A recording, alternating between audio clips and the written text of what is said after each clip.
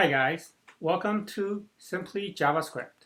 Today we'll be solving how to reverse a string using three separate techniques: loop, split, reverse, join, and recursion. Let's get started. I'm using Quokka.js. Instead of using console logs, I'll be using expect. Import expect from expect.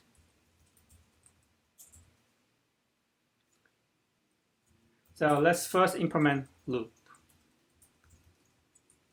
So before we do that, let's create a couple of expect statements.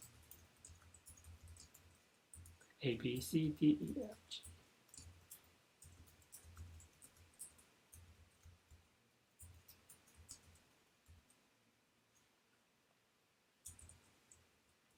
Okay, so let's get started.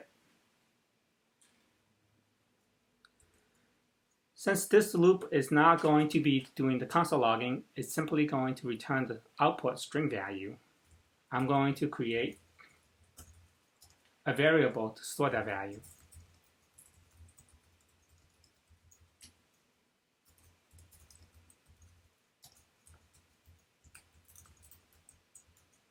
And the idea is that we're going from the last character and walk it all the way up to the first one.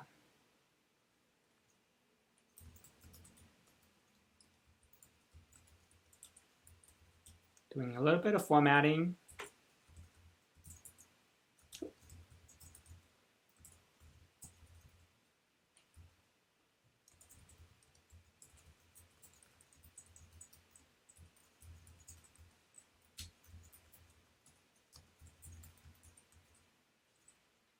Okay, as you can see, Quokka gives us the ability to continuously code and gives us output.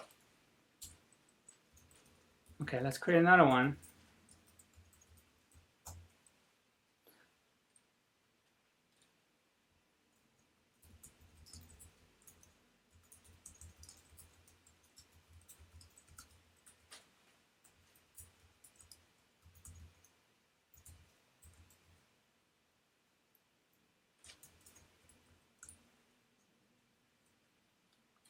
Yeah, Quokka is very nice.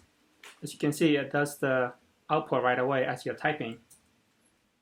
It's really helpful for continuous development. Okay, so we have the loop implemented. Let's take a look at the second one, which is split, reverse, and join.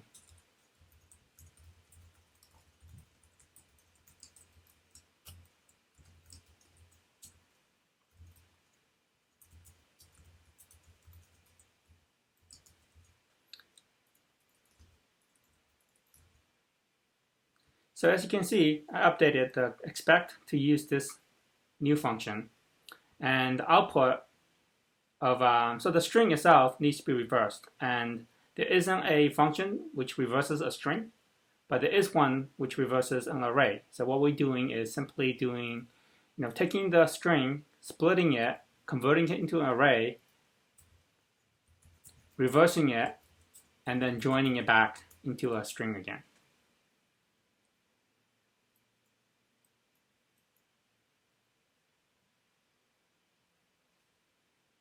What is going on here?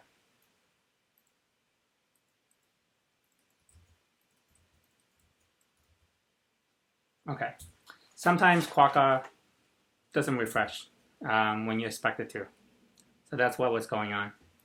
Okay, so this is our implementation for split, reverse, and join. So lastly, let's implement recursion.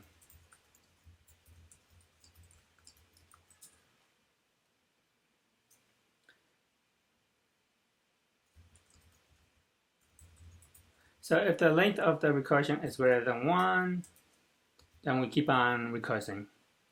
If it's not, then we don't.